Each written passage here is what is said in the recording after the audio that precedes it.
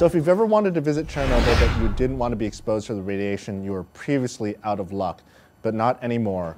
Now you can play Stalker Shadow of Chernobyl, the long awaited first-person survival game from THQ and Ukraine's GSC Game World.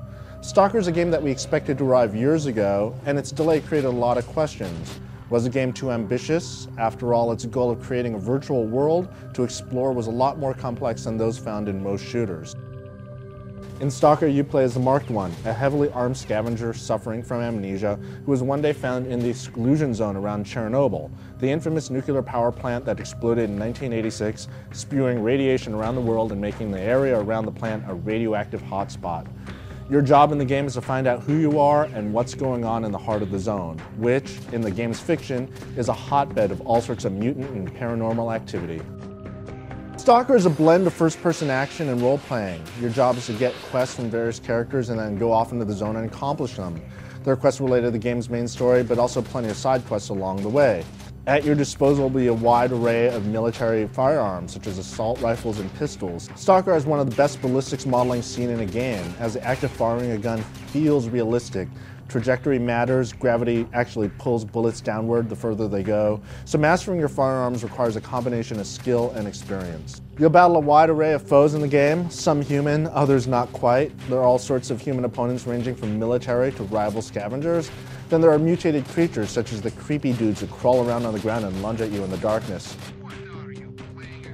At the same time, you'll explore a world that's incredibly rich with detail. There are rusting factories full of bad guys, underground facilities full of danger, and mysterious ghost towns. And of course, the infamous power plant itself. The graphics engine in Stalker is rather dated at this point, a result of it being so delayed, but what it lacks in high-end visuals, it more than makes up for an incredible amount of detail. It's easy to stop for a moment and just soak in the sight. Another great thing about the game is the lighting. Outside it's incredibly atmospheric, while inside it's very realistic, especially when you pull out a flashlight and watch how it draws shadows all over the environment. The combination of combat, exploration, and horror is just extremely well done in Stalker, and you feel like you're exploring an amazingly well thought out world. The only downside of the single player is that it does have a bunch of small, annoying bugs.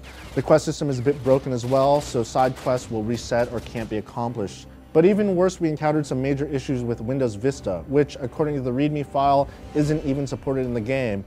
THQ and GSC Game World are working to deliver a patch to address many of these issues, though. Even with these flaws, you'll just want to go back into the world of Stalker. There are 6 or 7 endings to the game that you can explore, along with different playing styles. In one game, you can try allying with one faction, but in another, you can try making an enemy of them and see what happens from there. There are so many locations with hidden secrets waiting to be uncovered as well.